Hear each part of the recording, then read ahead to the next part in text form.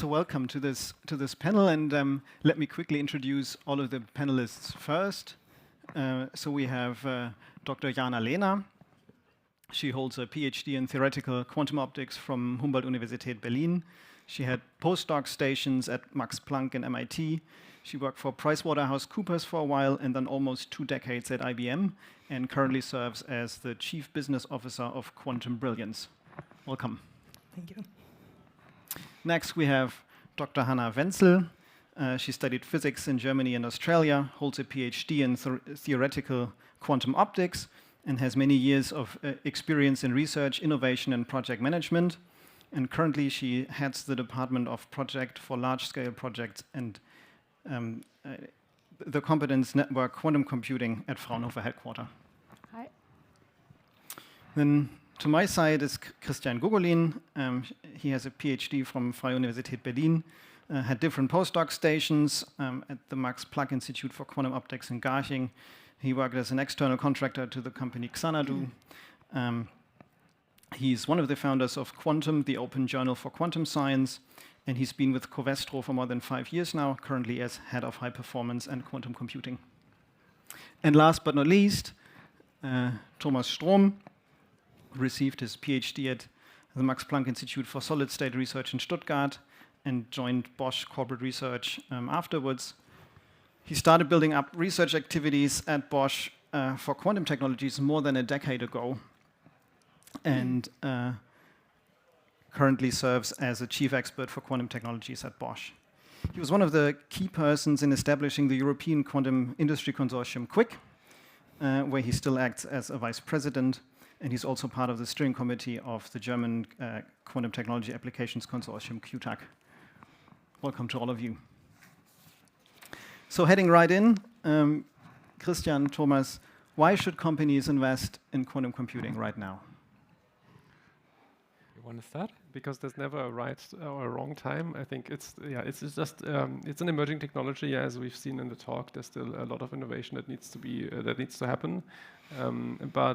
Actually, I think investing now is actually already maybe a bit late. Like 5 years ago was a good moment in time. Like that's when Covestro started getting interested in the topic, and when my position was created back then the job market was still very open and was easy to find experts. Now it's already gotten a lot harder, and I think it will only get harder.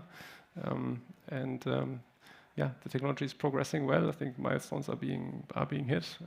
So there's I'm very optimistic about the long-term future. So if you're willing to invest with a, say, 10-year horizon, then I think now is sort of the latest point in time where you should get on board. Sure. Thomas? So I think we basically all agree that quantum computing will cause a paradigm shift in technologies. Yes. So the question is how much and when. These are detailed questions. But we know that it will change a lot, and I think it's absolutely crucial that our companies are prepared for that. We have to know how much time it possibly will take.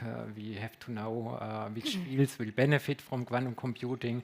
We have to know how our markets, how our products are influenced, and this has to be done already now. And as Christian said, we need a prepared workforce, and this will not be possible if we hire in the last moment. Jana, you represent hardware the most on this panel. What is your view? Well, one important aspect is also that the integration of quantum computing will take time. So business processes are well established, but using the new technology is probably not just shifting one computing the method to another one, but in order to use the full potential, also business processes will be impacted.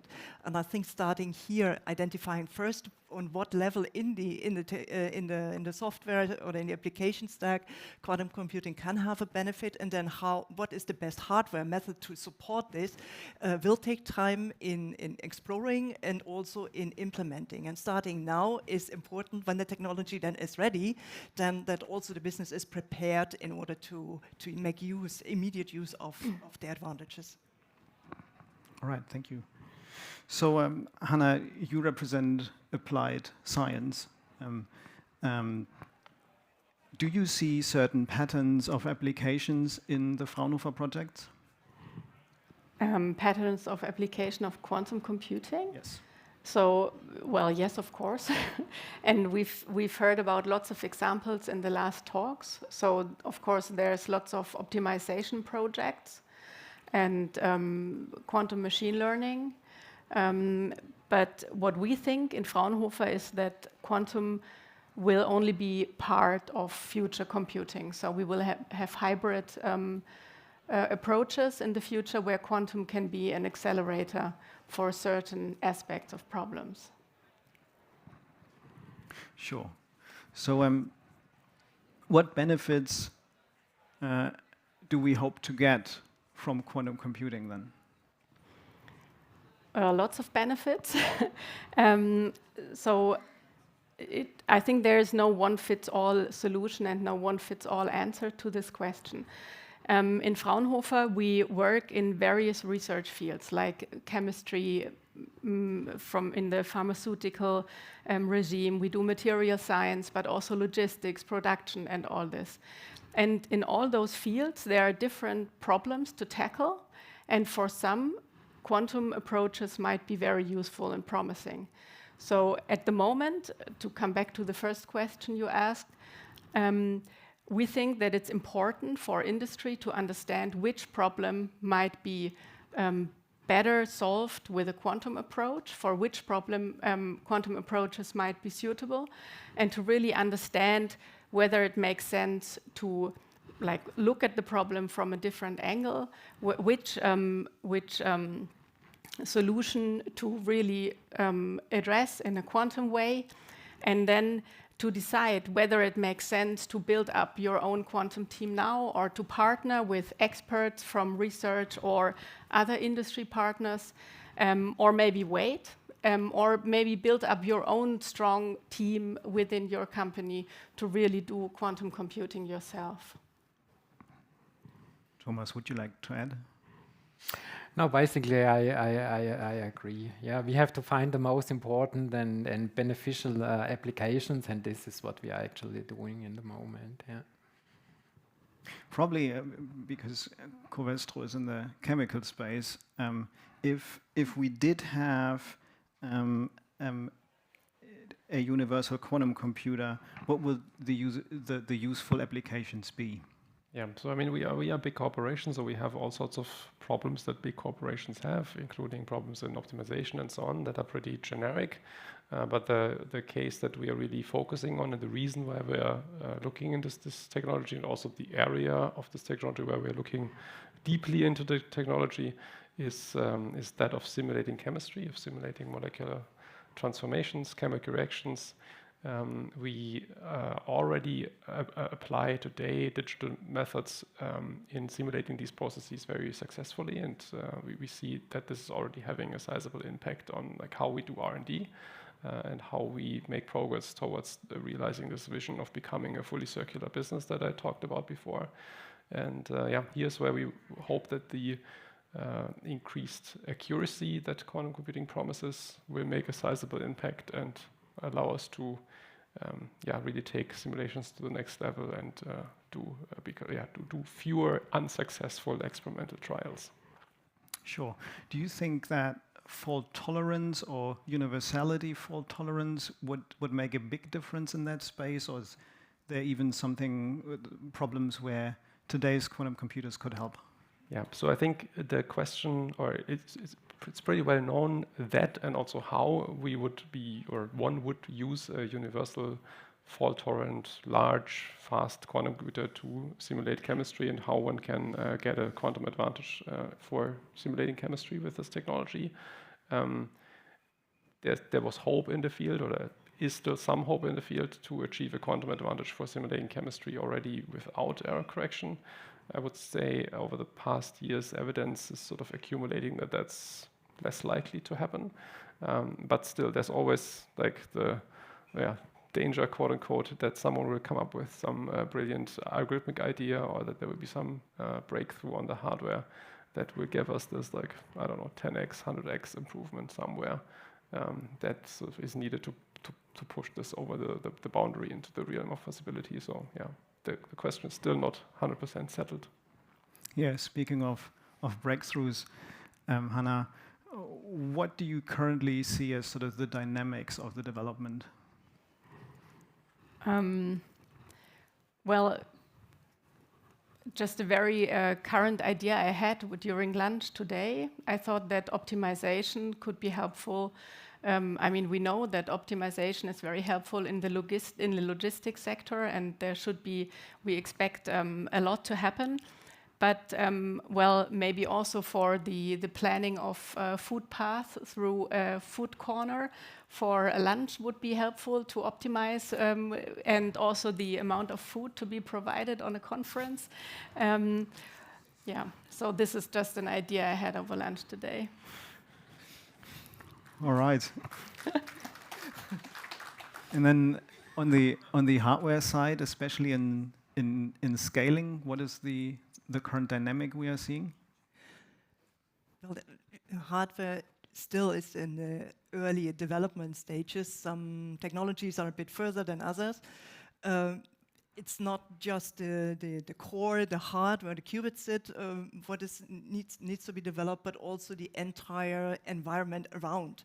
Now, in order to make not just 1, 2, or 5, or even 10 quantum computers, but scale it up, that it has then also usefulness, there is in parallel also in development necessary that technologies are adopted, enabling the technologies, supporting technologies, and this is a parallel path that is important at the moment. To scale it up, not in size of the individual quantum computer, but to scale up also the productions to the number of systems that we then have. And as all such industrial processes require long preparation time, also the scaling up in that sense is necessary to start now. Okay, so we do have quantum computing hardware available that was built with grants from the federal ministries. Thomas, how do you assess the stage that they're in and the dynamics, and also maybe the usefulness they already have? So I think first of all, it is very important to put public money in this field, and we have to bring the German quantum computing hardware industry forward.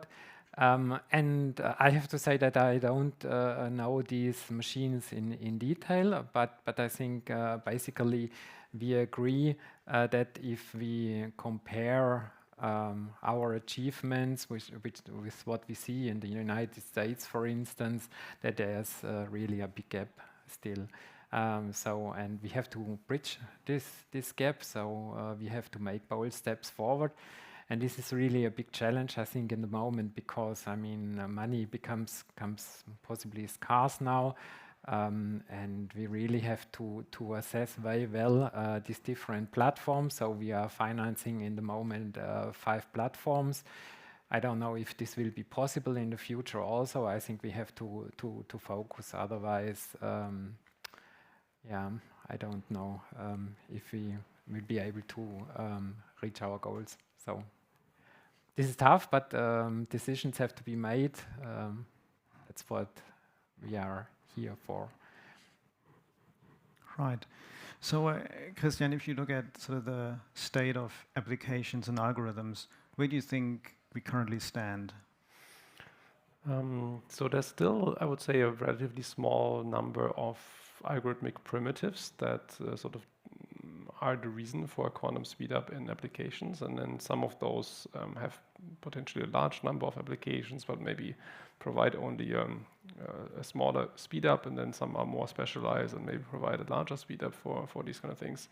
The number of these algorithmic primitives, increasing this number of algorithmic primitives, that would be something that I think would be very beneficial to the field. It also seems to be extremely hard to do. I think only very few people on this planet are actually deep enough in the subject matter to really make innovative contributions there. But that's, I think, what the field needs, and also we need to give these people the luxury to really work on these the toughest of the tough problems. Yeah, that's I think what is needed. I think on if the question still relates to maybe public funding, I would say there's I've been recently asked like where is public funding more useful and like enabling industry to find out where they would potentially use quantum computing, or in like understanding how quantum computing works and working on algorithms and so on. And I strongly, my opinion is quite strongly that the money is better spent on the latter. So I think corporations should be self-motivated to sort of do introspection and think about where they would use this new technology. What's really needed is money for this rather basic research needed to really improve our understanding of which algorithms can run on these machines. Sure. So you mentioned error correction. We've talked about fault tolerance before, but we haven't really gotten around to explain what that is. Would you like, and probably you can all add, what is quantum error correction? So in a nutshell, it's a very beautiful way of combining many noisy physical qubits into a much smaller number of so-called logical qubits, which then have error rates so small you can just ignore them in the same way as you ignore error rates of transistors in conventional computers. And why would that matter so much? Well, mostly because as soon as you have qubits and gates on qubits that are virtually errorless, you can think about executing completely different kinds of algorithms. And you're no longer limited in the amount of time a quantum program can continuously run before you have to measure, and before this the measurement statistic sort of drowns in the noise that you're accumulating at this point. That's the big challenge of trying to make these noisy intermediate scale systems that we currently have useful, is that you can the whole quantum computation can take a long time because you may be executing the quantum computer many times, but each individual run can only execute a program of a certain length, and releasing this roadblock or removing that roadblock will unlock a new zoo of algorithmic primitives. Jana, how much, given that error correction is somewhat important, how much do you feel the hardware community is focusing on this type of calculation?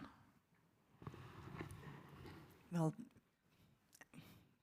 first we need to build and scale the hardware to have systems that are large enough to really run error correction. That requires a lot more physical qubits in order to combine it to the logical qubits. So this is the first step, and making the technologies so solid that we have as best qubits as possible is one of the attempts and the goals at the moment. And of course, the scale up, it's not just that you put many qubits together. That's also descaling up is a difficult path. So I think here in both directions, we are working in the hardware community that we improve our own technology, building the quantum systems, so that we have already quite good qubits. And the second one, increase the number of qubits that we are able to run such error corrections without limitations. So it makes sense only from a certain number of qubits to think about real error correction.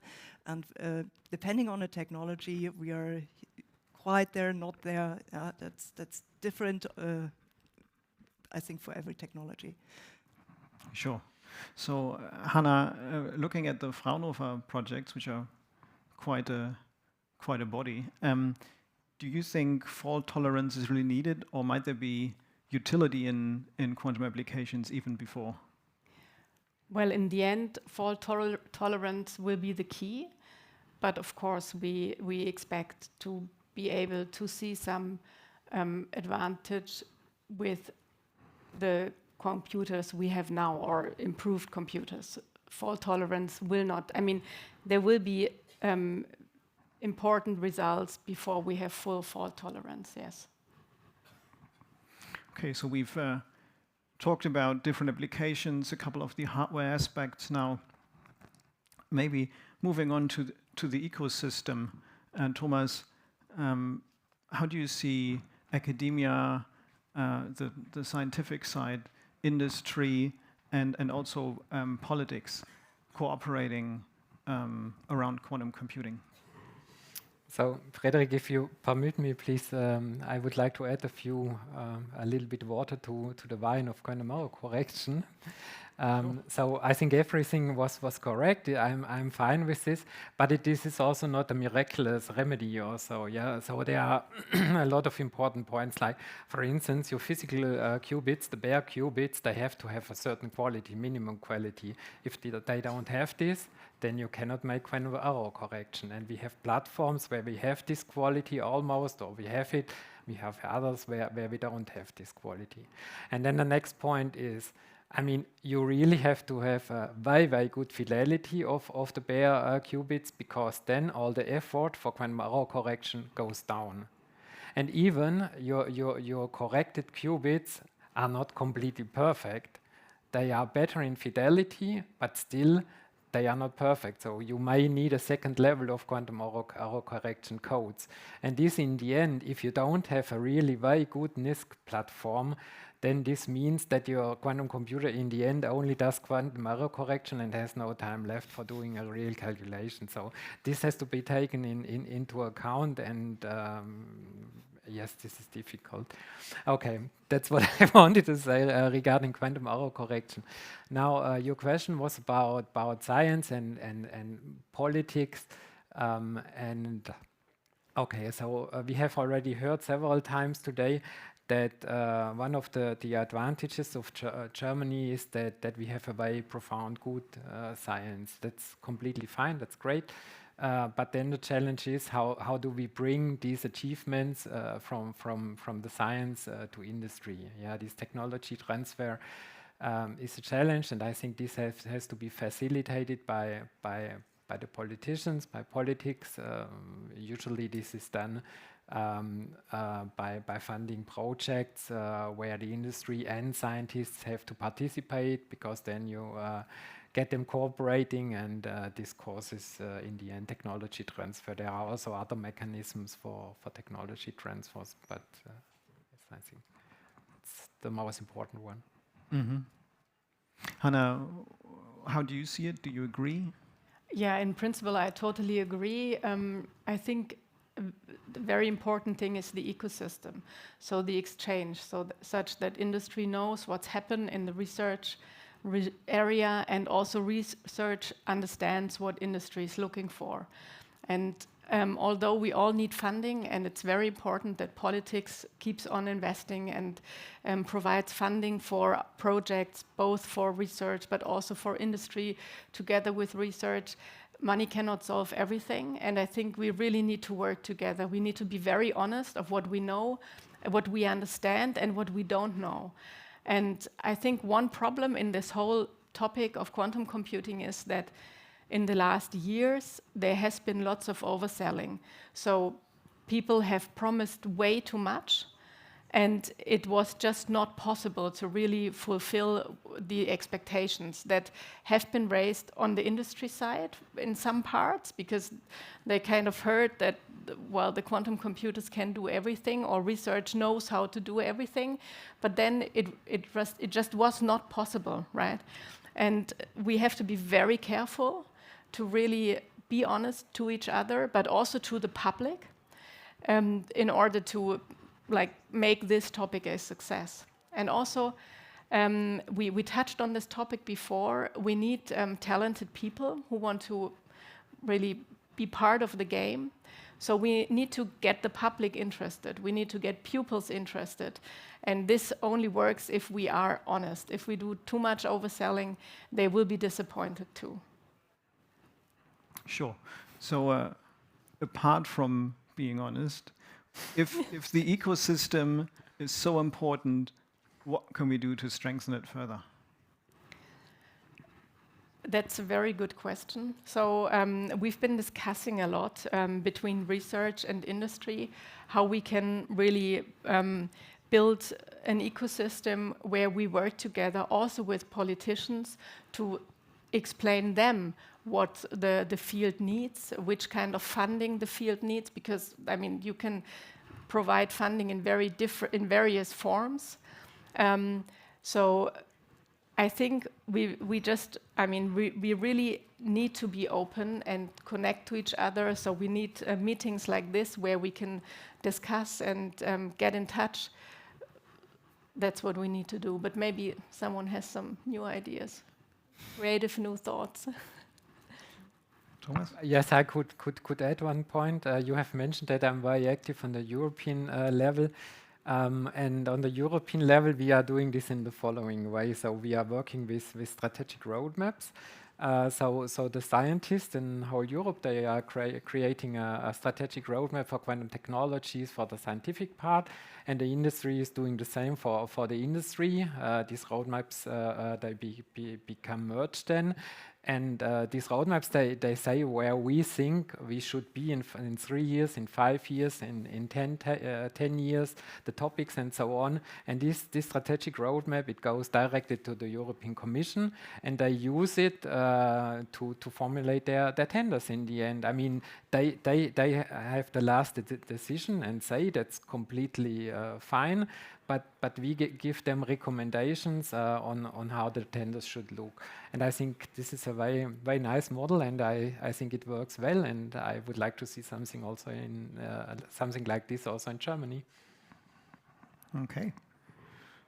So, Jana, from the hardware perspective, anything to add? Hannah, you made a very important comment. We need to understand each other. So the science need to understand what the business needs and vice versa. And so my experience is that they are talking in different languages. So physics is absolutely great and research is great. Now, on the other hand, in the industry, we want to create application. We want to create value and make money. And this is a different focus. And it's important for the ecosystem that these different approaches get bridged somehow by such events where both participate, the industry and the research, back to, also to the universities and even at schools. This idea of, on one hand, understanding the world, but on the other hand, making application and transferring it into something useful. So this on one hand, this dialogue is important, and on the other hand, in quantum computing, we see a lot of startup take this bridge from and taking an idea from research into something business-like now, and supporting also startups in their first phase. There's a lot more that can be then done in supporting the startups. Is also one way to bridge this gap between research coming to applied research, first application really as a business case, and then transfer it into something that is bigger. Sure. So Thomas now took the view on the European level. Christian, for Covestro, how do you interact with the ecosystem, and where do you see points where you could strengthen it? Yeah. So I mean, we have taken I would say a slightly different approach to many other companies. So for example, we did make a conscious decision to stay out of say QuIC, and that's not because we don't support the idea. It's because we have a very small team, and we felt that we would be better off with a small number of sort of hand-picked, very long-term collaborations. And back in like 4 or 5 years ago, when we forged these collaborations, we picked QCware, we picked Google, we picked HQS, and we said, okay, we want to engage deeply with those players to really work on the like hard scientific problems. And it's good that QuIC exists. I mean, don't get me wrong, yeah. And but we said we don't have the bandwidth to really contribute to these things. And yeah, I guess my sort of personal opinion on this is a bit that the ecosystem is important to sort of keep to give us enough runway before a breakthrough happens. Yeah. So if you take the analogy to the AI people sort of behind this wall, yeah. So Gen AI was like a very small part of machine learning and AI research for a long time, and then two things happened: the transformer architecture was invented, and the attention mechanism was invented. And these two inventions, they were not the product of an ecosystem. They were a product of very small groups of people working very hard, understanding problems on a very deep level, and making like a sort of jump in, coming up with a new way of doing things. Yeah. And the ecosystem, of course, needs to be there so that those people can thrive. But the ultimate, the jump will then come from some deep inside somewhere. So I'm not sure how. I guess I haven't answered your question. I realize that. So I guess I'm not sure that we as Covestro are in a good position, or it is our task actually to very much support this ecosystem. I really see the responsibility for creating this ecosystem with politics, with the public research institutions, and we can try to sort of give our special expertise, and we can try to enable people to work on the hard problems. So we cannot like help to like solve. We cannot create this whole community here. Sure. But you just mentioned the LLM example case. Wouldn't you agree that having an AI ecosystem worldwide rapidly increased the spread of those two? Yeah. So I think once you're over this hump, yeah, once you've made the breakthrough discovery that suddenly makes things useful, then of course the more people you have sort of ready and educated to then sort of jump onto the bandwagon and then like turn it into a product and make it useful, make it productive, that gets accelerated tremendously by this. Yeah. Yeah. Agree. Sure. Okay. So given that the ecosystem is there, but it's also really important, Thomas, where do you see specific areas that where we would probably need more political attention? So, as I said already, I think the politics they can help us to bring science and technology better together. They have to provide the money, the boundary conditions, and so on. But I think they should basically stop there. The rest should be basically in the responsibility of the quantum technology ecosystem. The quantum technology ecosystem knows best what it really needs, what it can perform, where the limits are, and so on. And you have to get this information out of the community in the end. And by the way, Christian, your two example experts that make breakthrough discoveries and so on, they are also part of the community.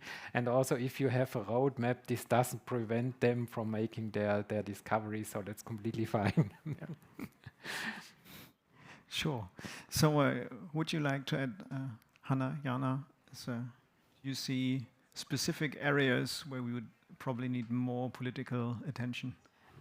I would like to add that I think it's very important that the funding that will be provided, that has been provided, is very well aligned. So we have funding from different ministries and also the different countries within Germany. And it seems that sometimes it's not very well aligned. And then there are like people grouping up and doing different stuffs and things are being doubled. And I think we could make much more out of the money if this would be a bit more structured. And also, I think we have to think from a European perspective.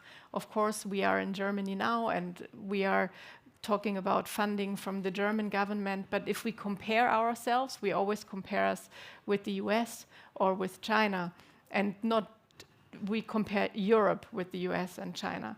And there's also European funding, and there are lots of European very promising hardware providers and many companies doing really fancy stuff. And I think this all has to be aligned, and our ecosystem also should be the European ecosystem. Right. Yeah. I agree with you that too much specific involvement of politics may not be helpful. So long-term sustainable, it's only if the industry is healthy enough to produce something. So initial funding is important, as we have here large developments, but it's more important to have the right conditions that business can develop. So startups can be developed, startups have here a home. In quantum computing also the expertise is one key element that for instance, the conditions here in Germany are attractive enough to attract talents that they come here. So all the funding does not make sense if you don't get the people. And here, I would see the public and politics involvement on a much larger scale to support healthy conditions, reduce the administration, support also people who come here in the general way of have a good living here, instead of put only the thinking on dedicated funding. So this is a much bigger involvement the politics can have, and it's not only for quantum computing, AI, that's for everything where we need the expert, that we here are as attractive enough for people that have the skills we need. Yeah, sure. So we've heard a couple of points. Hannah, would you like to share something about the research specific view on this topic? Well, Fraunhofer is not doing basic research, but applied research. So our view is always rather close to the industry because, I mean, we also depend on the collaboration with industry. So I think what I just mentioned, that the funding has to be aligned between the different ministries, and also the boundary conditions have to be such that mobility of researchers and staff is supported. That's basically what is important. Sure. Well then, unless anyone wants to add something, any last statements? I'm just going to thank you for your participation here. It was a pleasure having you. I'm going to hand back to Esther. Very much.